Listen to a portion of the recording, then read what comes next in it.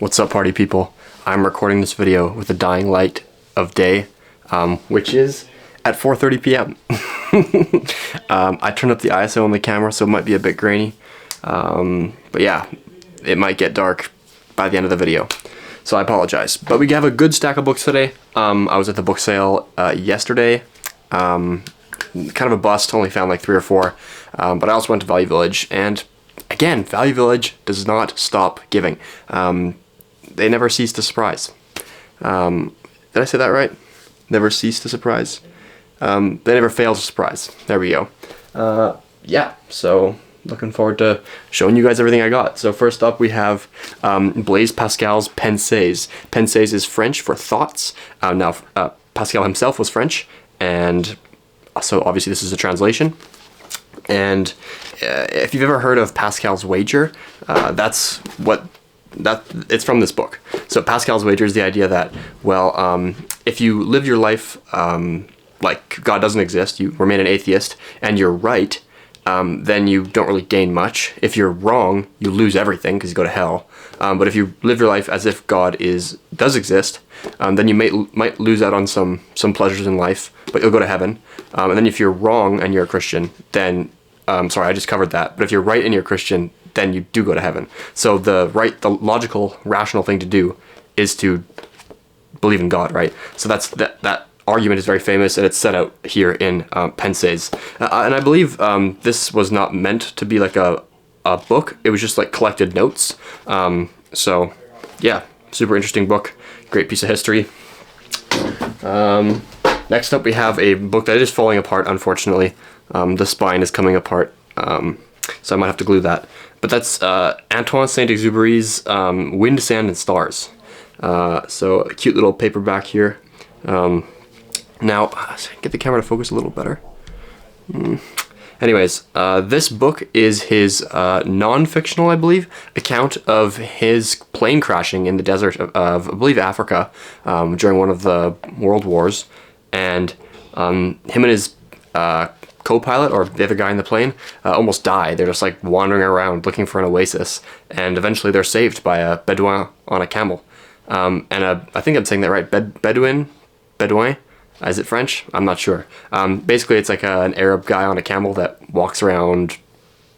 They're nomadic, they trade stuff maybe, or I'm not exactly sure. But yeah, they save him and his buddy. And I think the storyline of the Petit Prince or the Little Prince is taken from this book, so kind of the precursor to it. So yeah, I'm sad that it's all beat up, but exciting to read that. Next up we have a book by James Fenimore Cooper, and it's not the one you're thinking, okay? James Fenimore Cooper is most famous for The Last of the Mohawkins, right? Now he is an American author writing primarily to Europeans to kind of convince them to come over to America, to make it kind of exciting and sexy. But this book is instead The Deerslayer, and apparently it's one of D.H. Lawrence's favorite books. He really liked it. What is it about? Some European pioneer gets into hijinks with the natives, and probably gets into some trouble and kills a deer. I don't really know, but should be a good little adventure book, so yeah, cool. Next up, speak of the devil, we do have a book by D.H. Lawrence, and it's not Sons and Lovers, and it's not Lady Chatterley's lover. It's actually The Plumed Serpent. Now, this book was inspired. It's just not focusing on the frickin' book. Hello. Anyways, The Plumed Serpent is a book that he wrote after visiting Mexico, and apparently the book is about a lady named Kate, who is a 40-year-old widow who goes to visit Mexico, so semi-autobiographical. Of course, D.H. Lawrence is not a lady, but anyways, Kate goes to Mexico and falls in love with a guy who runs like a secret religious movement. So that's interesting. I don't know. Yeah, I don't think I have any books in my library about Mexico, so it should be good. Next up we have a book by Stendhal. It's called The Red and the Black.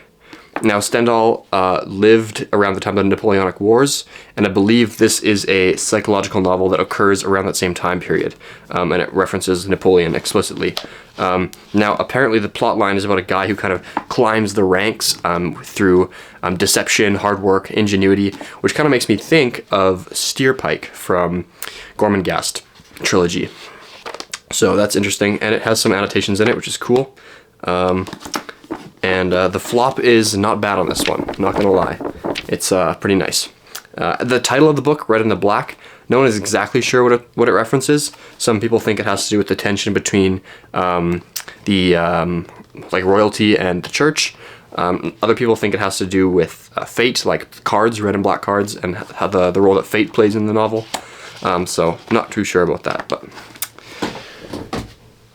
Next up we have the first and maybe only book I'll ever have by an Australian author. I was trying to look online for Australians that have made it into the Western canon, and I don't think there are any besides potentially this guy, and that's Alan Moorhead. He wrote two famous books, The White Nile and the Blue Nile.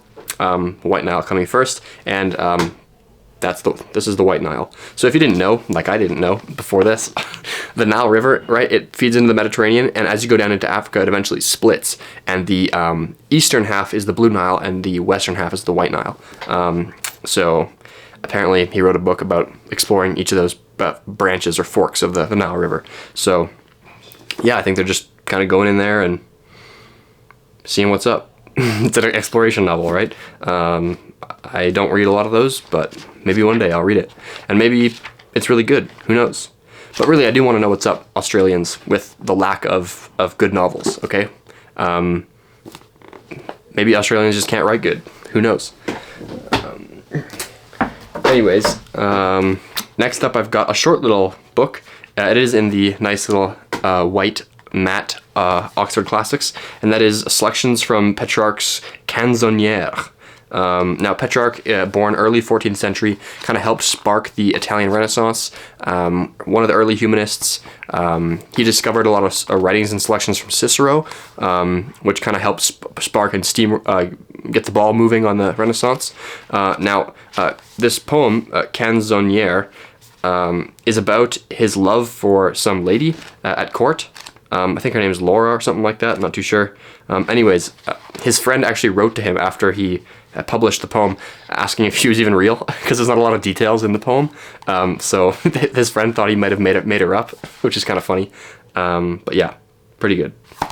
So I'm not sure if I'll read this anytime soon, but who knows. Next up, we've got another exciting one, and that is Bede. B-E-D-E, not B-E-A-D. B-E-D-E. And that's the Ecclesiastical History of the English People. Now, this covers the time from 55 BC when Caesar invaded Europe. Is that correct? Julius Caesar? I forget. And it covers all the way up until Bede's own time, which is around 730 AD. So it's quite a broad span of history. And apparently this is one of the foremost or most important books in the history of England and that part of the world. So pretty cool. Yeah, looking forward to reading that. Now, speaking of 55 BC, when Julius Caesar may or may not have invaded Europe, we also have, I think it's this one, a guy named Lucretius. Now, Lucretius is a Roman guy, poet, philosopher, polymath, I forgot to mention as well, Blaise Pascal, the first book. Guy was a polymath too, right? He has Pascal's law, Pascal's principle, like these are like physics things.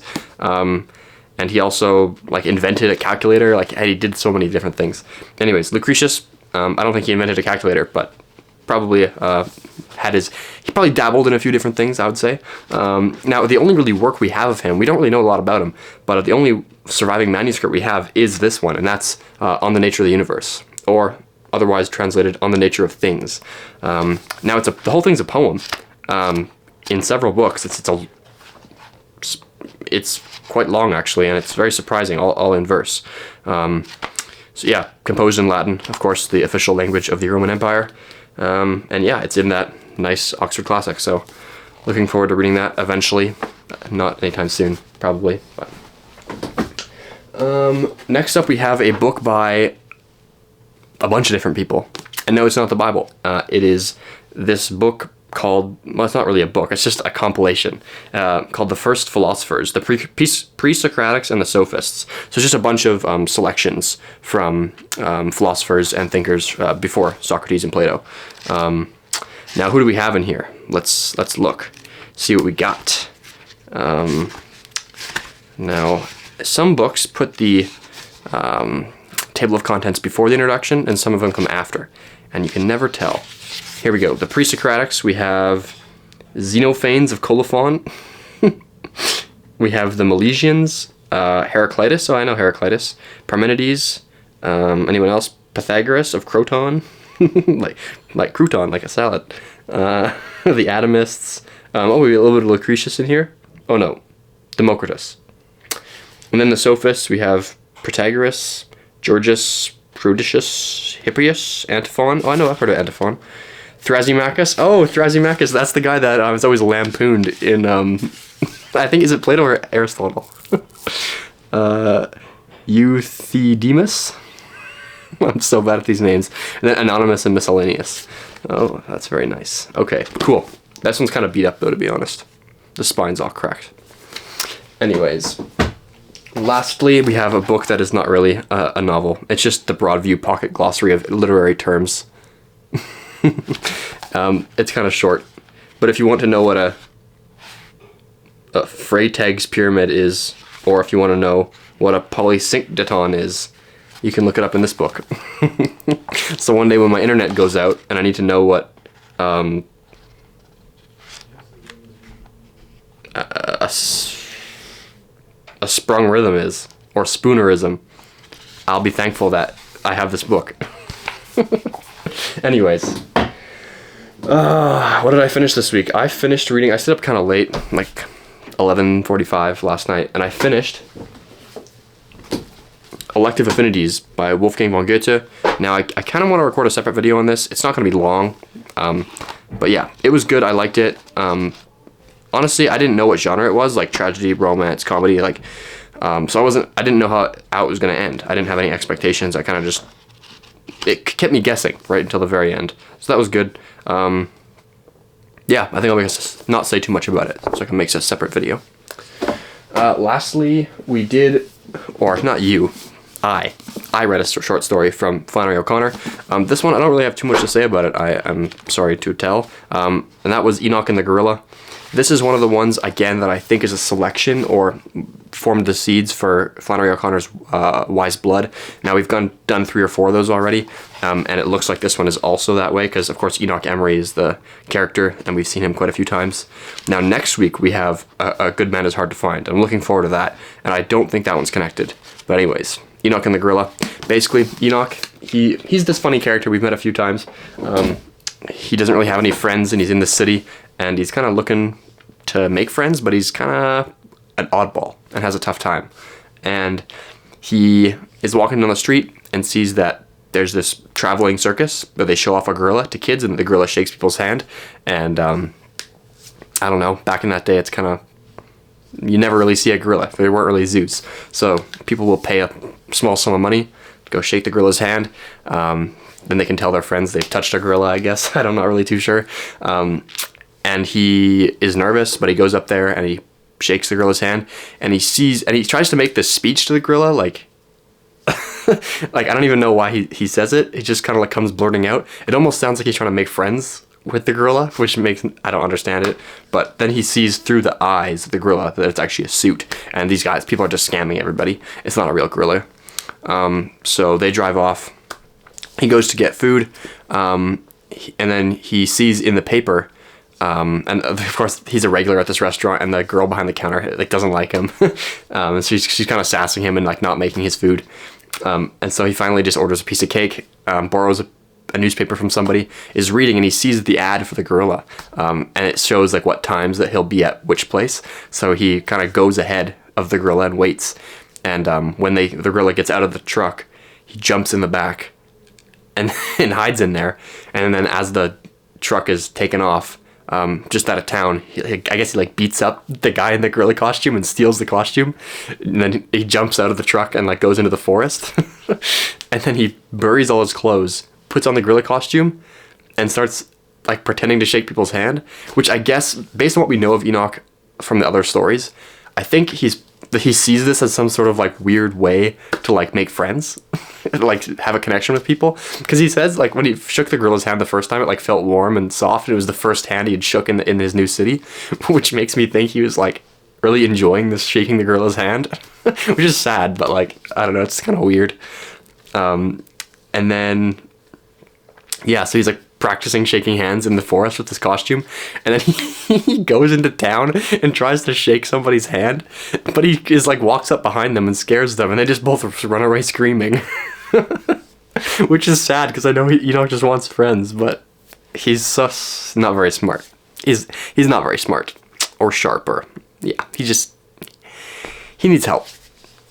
So anyways, that's all I have for you this week. Again, I think I might just buy like what do you even call it, like a box light that they use for like filming stuff. I might just go ahead and buy one of those. I'm tired of like only filming at certain times because I can't film all week. I can only film on the weekends, and if I'm busy, I just can't do it, right? So because the sun's setting so early. So yeah, I might just go ahead and order one on Amazon, but it'll take a few weeks to come. But yeah, I'm sorry for it being so dark. Anyways, have a good week. See you soon.